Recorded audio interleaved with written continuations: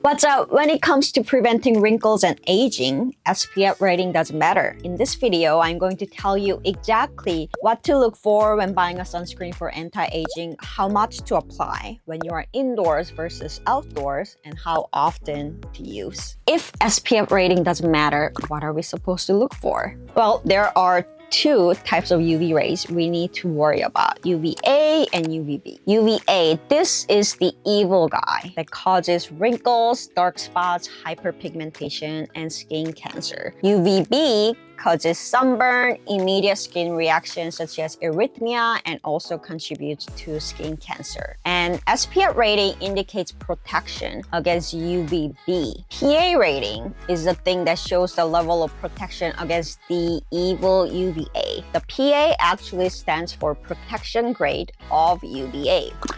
Okay, then what PA rating should we get? Let me show you a picture first. Sunscreen, no sunscreen. PA protection, no PA protection. This is a picture of a 92-year-old who didn't apply sunscreen to her neck but only to her face for over 40 years. 40 years, I think that's a big commitment and discipline. I think she should still get an applause, but we all want to age like her face, right? Not like her neck. To do so, you have to look for a quadruple PA rating. Here is how much protection each PA rating provides against UVA. 4 pluses provides more than 90% protection, while a single plus provides only about 40% protection. Well, what about SPF rating and PS, the sunscreen expire? I will answer both of these questions together because they are so closely related. When a sunscreen is freshly made and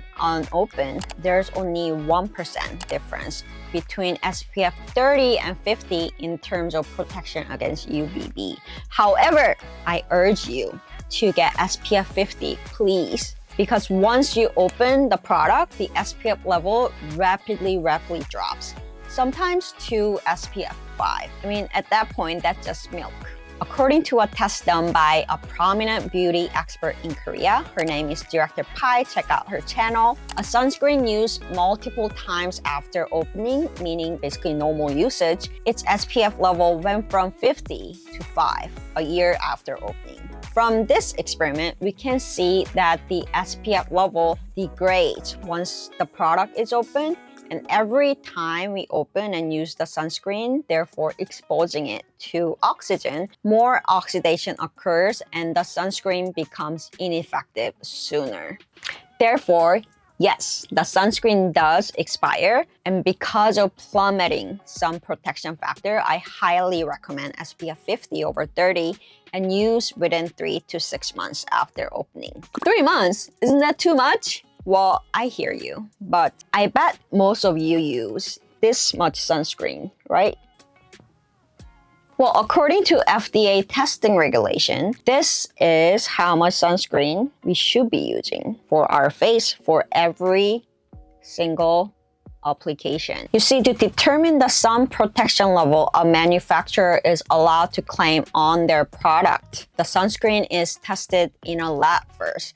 And the testing regulation by FDA, and we actually have same regulation in Korea, they test with a ridiculous amount, 2 milligram per square centimeter when testing on human skin. So once we do the math, if we want the level of protection we want written on the bottle of sunscreen, a 50 milliliter of sunscreen like this needs to be used up in 35 applications. And that's when using it only for the face, not even including our neck. And I know, that's totally unrealistic. It's like, what the F, FDA? But let's not panic because many of us are not outside all day, right? We don't need SPF 50 every single day. How much sunscreen to use if I'm outside versus inside? If you're spending most of your day outside, like when you're on a vacation or you're on a hike, you're having a beach day, etc., do use this recommended amount, which is about the size of a quarter per application. For your convenience, here are similarly sized coins in various currencies. But what if I'm mostly indoors? Yes, great question. If you are mostly indoors, it depends on how much direct sunlight hits your skin.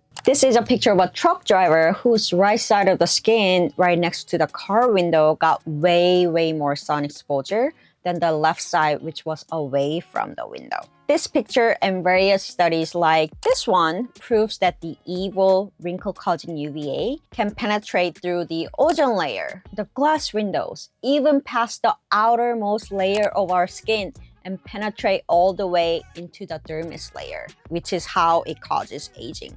So, if you sit next to an uncovered window during the day, I recommend using the sunscreen as if you're outside, a quarter size every single application. It's okay to reapply every 3 to 4 hours when you're indoors instead of every 2 to 3 hours, since you're not in an environment where the sunscreen easily dissipates, like from wind, friction, and the heat, and etc. If you're not under direct sunlight, then SPF 15 should be okay when inside. And this is why dermatologists say 1 milliliter per application is recommended instead of quarter size much. 1 milliliter is about 2/3 of a quarter size application and reapply every 3 to 4 hours. What if it's really cloudy or I close all my curtains? If you close all your blinds and curtains and have a low natural light indoor day, or it's just after the sunrise and the UV level is under 3 and you can check the UV level in your weather app, then studies suggest no sunscreen is okay. In fact, that's what I do when I feel lazy and I don't want to lift a finger to do any skincare that day. Then I close all my blinds and have a light skincare day. And thank God,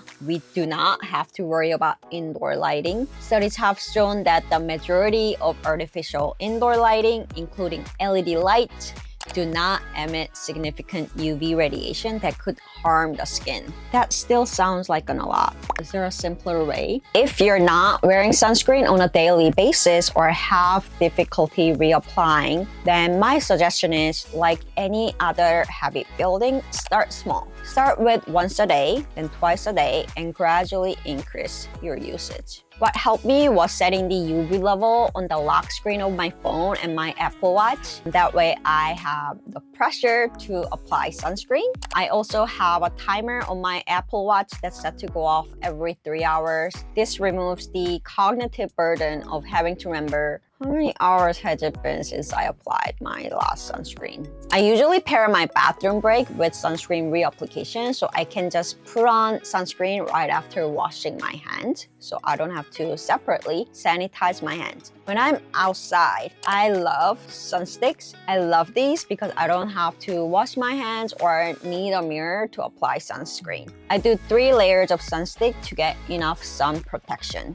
And you know the best part? Everyone knows sunscreen is important, but most people don't do it because it requires discipline and commitment. So if you actually do it, at one point you will start to look 10 years younger than your peers, I promise. It's the most cost-effective way to anti-age. Celebrity laser treatments like Dermage and Ulthera, they cost about $6,000 where I live, whereas sunscreen is only $20 per bottle. So the choice is yours. My ladies and gentlemen, you did it! You took the time and learned how to protect your precious one and only skin from the sun. Bravo! If you're interested in finding that perfect sunscreen that feels good and comfortable for your skin, which will make it easier for you to be consistent with sunscreen application too, that's my very next video. I tested 24 different sunscreens, find the perfect one for each skin type and need. So make sure you subscribe and I'll see you in that video.